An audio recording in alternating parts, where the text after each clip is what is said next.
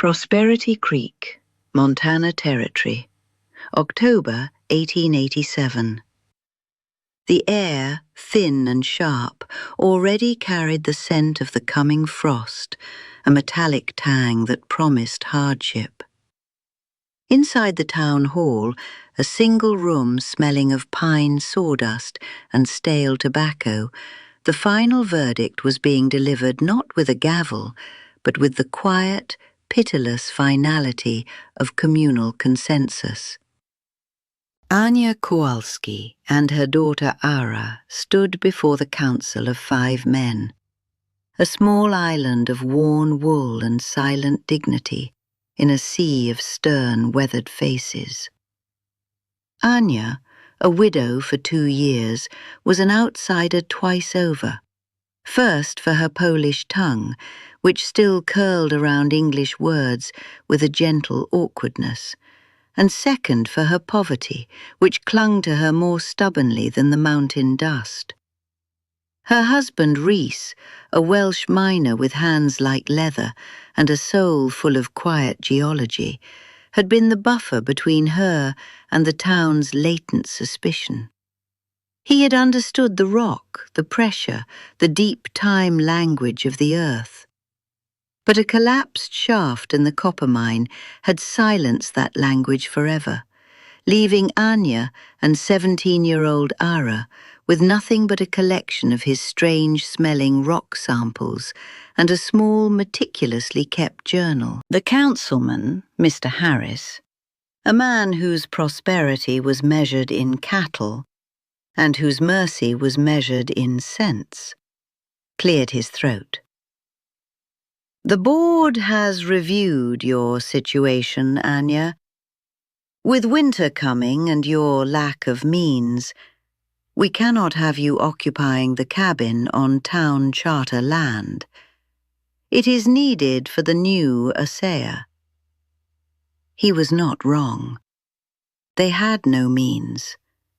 The pittance Rhys had saved was gone, spent on food and the tinctures for the cough that had taken root in Anya's lungs, a dry, rattling sound that was the constant grim percussion of their lives.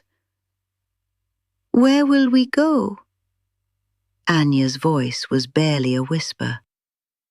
Harris shifted, gesturing to a map on the table. "We are not without charity. We have deeded you a plot. 3 acres at the edge of the territory line. It is yours, free and clear." He said it with the air of a man bestowing a great gift. The other men nodded gravely. Ara, who had been as still as the granite hills, felt a cold knot tighten in her stomach. She knew the plot. Everyone knew it. It was the Barrow, a forsaken piece of land deemed worthless for a generation. A steep, north-facing slope of scree and stunted, wind-twisted juniper. It had no timber for building, no pasture for grazing, no water save for the snowmelt that ran off it in angry torrents each spring. Its only distinguishing feature was a shallow, dark opening in the hillside, a fissure in the rock that the local children called the Bear's Mouth, though no bear had been foolish enough to try and den there. It was not a gift. It was an eviction notice written on a deed of land. It was a death sentence delivered with a veneer of Christian charity. They were being cast out, given a place to die where their ghosts would not trouble the town's conscience. Ara looked at her mother. Anya's face, usually so resilient, had crumpled slightly. The hope she had carried into this room had been extinguished, and in its place was a familiar, hollowed-out fear. Ara stepped forward, her movement so slight it was barely perceptible. "We thank you," she said, her voice clear and steady, cutting through the heavy silence. She took the deed from Harris's outstretched hand, her calloused fingers brushing his soft ones. She did not meet his gaze. She looked at the map, at the small, useless square of land that was now theirs. It was a grave, but it was their grave. They walked out of the town hall into the biting wind. The sun was low, casting long, skeletal shadows from the new buildings of Prosperity Creek. They did not speak. There was nothing to say. They had a month, perhaps 6 weeks, before the first heavy snows would make the high country impassable. 6 weeks to turn a rock coffin into a home. The next morning, while her mother rested, Ara walked the 2 miles to their new property. The air was crystalline, the path wound upward, leaving the sparse cluster of cabins behind. When she arrived, she stood and surveyed the land. It was worse than she remembered. The ground was a carpet of sharp, loose rock that shifted under her boots. The wind was a constant keening presence, a predator that never slept. And there was the cave, the bear's mouth. It was not large, a dark slit in a wall of ancient rock, perhaps 10 feet wide and 7 feet high at its tallest. She pushed aside the thorny brambles that clawed at the entrance and stepped inside. The air was immediately still and damp, smelling of wet stone and ancient cold. The light from the entrance fell away quickly, revealing a space that went back perhaps 30 feet before narrowing into a crack. The floor was uneven, a mix of dirt and fallen rock. It was a cold, miserable hole in the ground. Anyone else would have turned and left, defeated, but Ara was Reese's daughter. She closed her eyes and listened. She ignored the wind outside and listened to the silence of the rock. Her father had taught her that the earth had a breath, a slow, deep rhythm. He had spent his life underground, in the mines of Wales and then here in Montana. He didn't just see rock, he saw layers, stress lines, thermal gradients. "The surface is a liar, Ara," he used to say, his voice thick with the Welsh lilt she missed like a physical ache. "It screams with the heat and the cold. But go down just a few feet, go down, and the earth tells the same story all year long, a story of constancy." That night, by the flickering light of a tallow candle in their soon-to-be-lost cabin, she opened his journal. The pages were filled with his precise, angular script, interspersed with detailed drawings of geological formations, timbering techniques, and ventilation shafts. He wrote not of gold or silver, but of airflow, water seepage, and the properties of stone. He was a poet of physics. She found the page she was looking for, a memory surfacing from a long-forgotten conversation. It was a diagram of a mine adit, a horizontal passage leading into a hill. Beside it he had written, "The mountain breathes. In summer, the cool, dense air inside flows out, a gift to the hot day. In winter, the warmer, lighter air tries to rise, but a long, gentle slope can hold it. The stone is a miser. It holds on to every degree of warmth. A fire at the mouth is waste. A fire deep inside, with a long chimney, teaches the smoke a lesson in generosity." A new idea, terrifying and audacious, began to form in her mind. A conventional cabin was impossible. They had no logs, no money, no time. A lean-to against the rock face would be a death trap, a thin skin of wood against the killing cold. The town expected them to build a crude shelter, shiver for a few weeks, and then freeze. They saw the cave as a tomb. Ara began to see it as a vessel. The cave itself would be the house. The rock was the wall, the ultimate insulation. But it was a cold insulation, a heat sink. Any warmth they created would be sucked into the infinite mass of the mountain. A fire built inside would fill the space with smoke and choke them. This was the problem her father's notes addressed. Teach the smoke a lesson in generosity. Her plan was this. They would live inside the cave. She would seal the entrance not with rock and mortar, but with a wall of scavenged wood, creating an insulated front door to their stone room. The true genius, the part that would be their salvation or their folly, was the hearth. She would not build a fireplace that vented straight up. Instead, she would dig. She would excavate a long, shallow trench, 40 feet long, running from a firebox inside the cave, out under the floor and away from the entrance, before terminating in a simple vertical chimney stack. The entire length of this underground flue would be lined with flat stones and sealed with clay. The smoke and hot gases from the fire would be forced to travel the full 40 feet horizontally underground. During this long, slow journey, the hot gases would be in direct contact with the stones of the flue, which were in direct contact with the packed earth and rock of the cave floor. The smoke would be forced to surrender its heat, to conduct it into the massive thermal battery beneath their feet. The floor itself would become the radiator.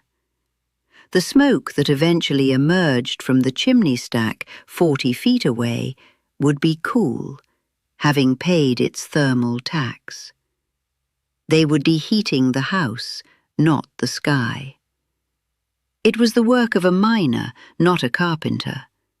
It was desperate, back-breaking, and to the conventional mind, completely insane. By the way, if this story is captivating you, don't forget to subscribe to the channel and leave us a comment telling us which country you're listening from. We love knowing where our listeners are. Now, let's continue. The work began the next day. Anya, though weak, insisted on helping. Together they cleared the loose rock from the cave floor, painstakingly creating a level surface. Every stone had to be carried out by hand. Their fingers were raw, their backs screaming in protest. While Anya rested, Ara took her father's pickaxe and began the trench. The ground was a stubborn enemy, a mix of compacted soil and shattered rock, and each inch was a victory. She worked from dawn until the last light failed, her world shrinking to the next swing of the pick, the next shovelful of earth. It was on the third day of digging that the first visitor arrived, Mr. Harris, making a show of checking on the unfortunates. He saw the deepening trench snaking away from the cave mouth and the growing pile of dirt. He saw Ara, her face smudged with grime, her arms taut with effort. "What in God's name is this, girl?" he asked, his voice a mixture of pity and bewilderment. "Our hearth," Ara said simply, not pausing in her work. Harris stared. Your hearth? You're digging a ditch? The fire goes inside the house with a chimney going up. He spoke slowly, as if to a child. The chimney will go up, Ara replied, gesturing with her chin toward the far end of the trench. Eventually. Harris shook his head, a small, sad smile on his lips. He left without another word. But the story spread through Prosperity Creek like a grass fire. The poor Polish widow and her strange daughter weren't just building a shelter. They were digging their own grave. The whispers started. Barrow White's Folly, some called it, a reference to the name of the land. Others, less charitable, called it the Polish Burrow. They said the girl had lost her mind with grief, that she was trying to dig back to the underworld to find her father. The mockery became a daily ritual. Men riding out to check their trap lines would detour past the Barrow to watch the spectacle. A lone girl, day after day, swinging a pickaxe, lining a bizarre trench with flat stones she painstakingly gathered from the scree slope. They saw her mother, a shawl wrapped tightly around her thin shoulders, mixing clay and water to plaster the gaps between the stones. It was a pathetic, nonsensical display of futility. The most significant visitor came a week later. Thomas Baird was the town's preeminent builder. He had raised nearly every cabin in the valley, including the town hall. He was a man of plumb lines and right angles, of proven techniques and traditional wisdom. His log cabins were solid, honest structures, built to shed the snow and blunt the wind. He was not an unkind man, but he was a proud one, and he believed deeply in the right way to do things. He found Ara waist-deep in the trench, setting the final capstones on the flue. He watched her for a long time, his arms crossed, a deep frown on his face. Finally, he spoke. Miss Kowalski. Ara looked up, shielding her eyes from the sun. Mr. Baird? I've come to offer my help. This is not the way. The ground here is a thief. It will suck every ounce of warmth out of any fire you build. You're building a cold sink, not a hearth. And with no proper chimney, you'll fill that cave with smoke and suffocate in your sleep. He was sincere. He genuinely believed he was saving her from a fatal mistake. I have some spare lumber at my mill, he continued. Enough for a small, tight lean-to against the south face of that rock wall. It will be small, but it will be dry, and we can build a proper fireplace. It will keep you alive. Ara slowly straightened up, wiping a smear of mud from her cheek with the back of her hand. She looked at this good, confident man, this master of a craft that was utterly useless to her. Thank you for the offer, Mr. Baird. It is generous, she said. Her voice was quiet, but held no hint of doubt. But the ground will not steal the heat. It will hold it. She paused, searching for the right words. I am making the smoke pay rent for its passage. Baird stared at her, as if she'd spoken in a foreign language. Pay rent? That's poetry, miss, not physics. You are putting your mother's life at risk with this experiment. It is not an experiment, Ara said. It is engineering. Baird held her gaze for a moment longer, saw the unshakable certainty in her eyes, and knew he could not persuade her. I wish you well, he said, and the words sounded like a eulogy. He turned and walked away, his sturdy frame casting a long shadow back toward the town, back toward the world of reason and common sense.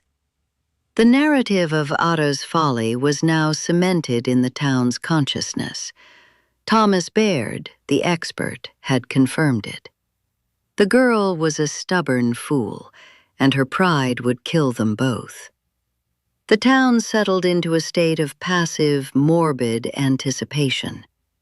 As the first flurries of snow began to dust the high peaks, Ada and Anya completed their work.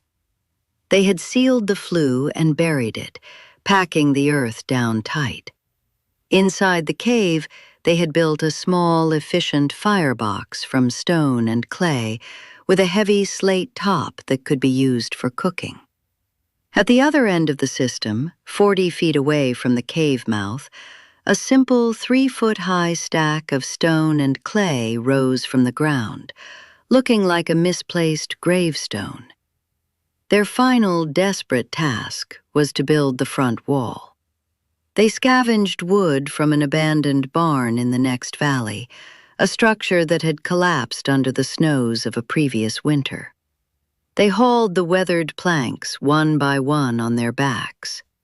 Ada, using her father's old tools, framed a solid wall into the mouth of the cave, leaving a space for a single stout door and one small window, which she fitted with a precious pane of glass she had traded her mother's silver locket for. She stuffed every crack and seam with a mixture of dried moss, mud, and straw. When she was done, the bear's mouth was sealed. Their stone room was complete. The day they moved in, the sky was the color of lead. They had little to move: 2 bedrolls, a crate of potatoes and dried beans, a few pots, and Reese's journal. Ada built the first fire. It was a small one, just a handful of dried juniper branches. She lit the kindling and watched as the smoke, instead of billowing into the room, was immediately sucked down into the opening of the flue with a satisfying, deep-throated whoosh. The draw was powerful, a testament to the temperature differential and the pull of the distant chimney. For the first few hours, nothing seemed to happen. The fire burned cleanly, but the air in the cave remained cold. The rock was drinking the heat, just as Baird had predicted. Anya huddled in her blankets, her cough echoing in the stone chamber. Doubt, cold and sharp, pricked at Ada's resolve. Had he been right? Had this all been for nothing? She fed more wood into the firebox, her movements tight with anxiety. She put her hand on the floor near the hearth. Cold stone. She waited. She trusted her father. She trusted the physics. "The stone is a miser," he had written. "It takes a long time to fill its pockets." It was late that night when she first felt it. She was lying on her bedroll, the fire banked to a bed of glowing coals, when she noticed a change. The chill was gone from the air. It wasn't warm, not yet, but the deep, penetrating cold that had seemed to radiate from the rock itself had subsided. She crawled across the floor and laid her palm flat on the stone a few feet from the firebox. It was no longer cold. It was neutral. She moved her hand further along the path of the buried flue. A faint, almost imperceptible warmth was bleeding up from the depths. The miser was beginning to open its pockets. A profound sense of relief washed over her, so potent it was almost painful. It was working. By the middle of December, the cave had found its equilibrium. The floor, the walls, The very air hummed with a low, constant warmth. A small fire, fed with a few branches every few hours, was all that was needed to maintain a comfortable temperature of nearly 65 degrees. Anya's cough began to subside in the warm, stable air. They were not just surviving, they were comfortable. They had used less wood in a month than a cabin in town would burn in 3 days. Their life fell into a quiet rhythm, a world away from the judgment of the town. Then, on January 12, 1888, the sky dropped like a wall. History would remember it as the schoolchildren's blizzard, a meteorological anomaly of terrifying speed and ferocity. A warm afternoon turned into a polar nightmare in a matter of minutes. The temperature plummeted 50 degrees in 3 hours. The wind arrived with the force of a physical blow, a continuous screaming roar that tore at roofs and shattered windows. And with it came the snow, not flakes, but a solid, blinding wall of white that erased the world. In Prosperity Creek, panic set in. The storm was a wolf at the door, and the doors were not strong enough. In Thomas Baird's home, considered the sturdiest in the valley, the wind forced its way through the log walls, carrying with it a fine, penetrating dust of snow. The great stone fireplace, which had been his pride, became his enemy. It consumed logs at a ferocious rate, yet the room remained brutally cold. His wife and 3 children were huddled together under a pile of blankets, their breath pluming in the air. The temperature inside the house, a mere 10 feet from the roaring fire, was below freezing. The woodpile, which he had thought would last until March, was shrinking at an alarming rate. Throughout the town, the story was the same, or worse. Families ran out of wood. They started burning furniture, fence posts, anything that would catch a flame. The livestock in the barns began to die. The sound of the wind was punctuated by the hacking coughs of the sick and the frightened cries of children. Prosperity Creek was a collection of tiny, failing islands of warmth in an ocean of lethal cold.